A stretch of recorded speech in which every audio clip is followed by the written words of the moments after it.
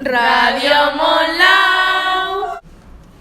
Bon dia, són les 9 del matí, les 8 de Canàries, i avui Ràdio Montlau us presentem unes preguntes que els hi farem a la gent del carrer. Les preguntes van sobre els diferents tractes de discriminació que n'hi ha. Perdó si s'escolta malament, però és en viu i en directe. La primera entrevista que farem al carrer tracta sobre la discriminació als discapacitats. Hola, bon dia. Hola.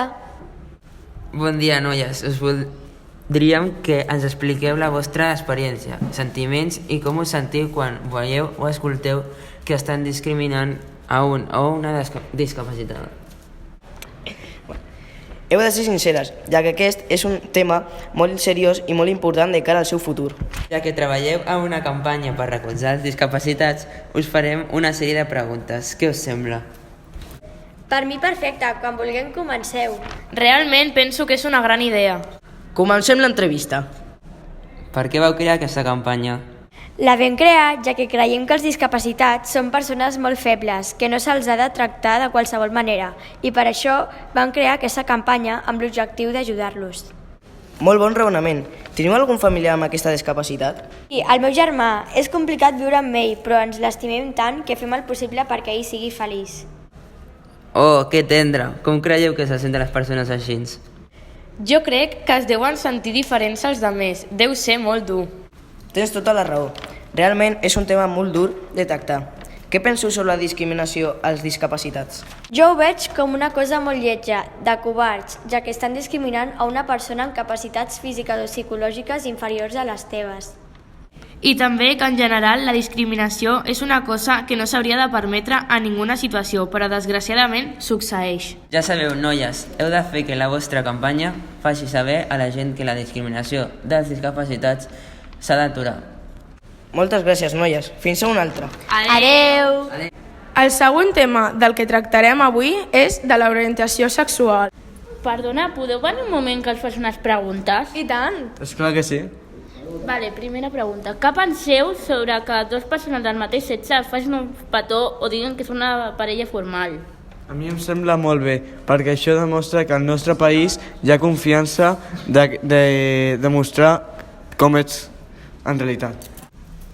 I què penseu que en un grup d'amics una persona digui que lligarà una persona del mateix sexe i per això li comencin a discriminar i a deixar de costat?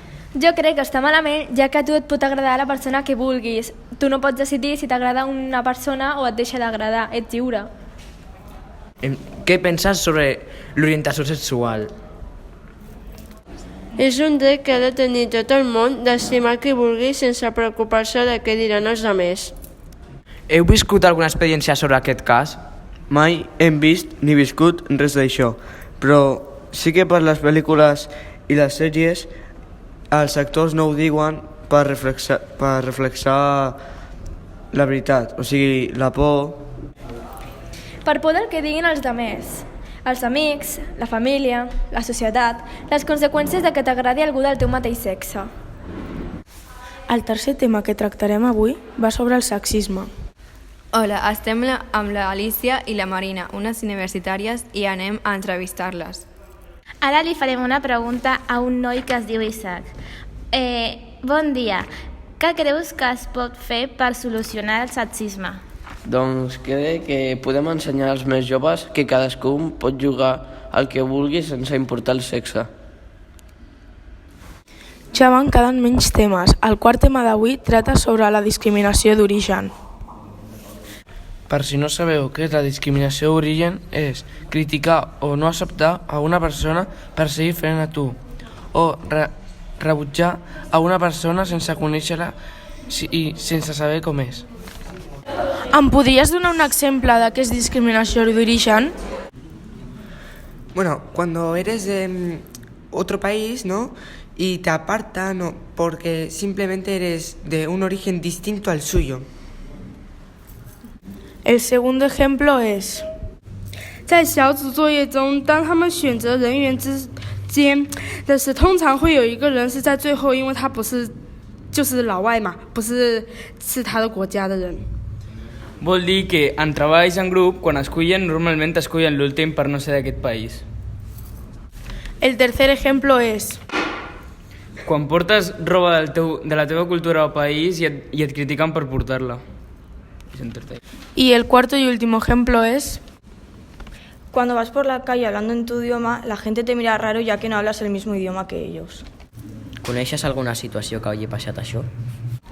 Un dia, un noi volia jugar a futbol amb nosaltres, però ningú el va deixar perquè ell volia jugar amb la seva roba cultural. Jo volia que jugués, però els altres no el van deixar. L'últim cas de discriminació és per la religió. ¿De qué religión eres? Pues la verdad es que soy judío. ¿Alguna vez has recibido algún tipo de discriminación por tu religión? Pues claro, es bastante obvio, soy judío. ¿Qué es lo peor que te han dicho? Pues la verdad es que han hecho muchos chistes a causa de mi religión, pero lo peor que me han dicho, que me han hecho, son chistes sobre Hitler y ese pasado tan oscuro. ¿Has pensado en dejar la religión? Pues la verdad es que no, porque me gusta mucho. ¿Entraste en la religión porque tú querías o por la familia? Pues la verdad es que por la familia, pero no estoy disgustado. Bueno, i fins aquí el programa d'avui. Esperem que us hagi agradat i sobretot esperem que us hagueu donat compte de com la gent pot arribar a ser. Fins demà a les 9.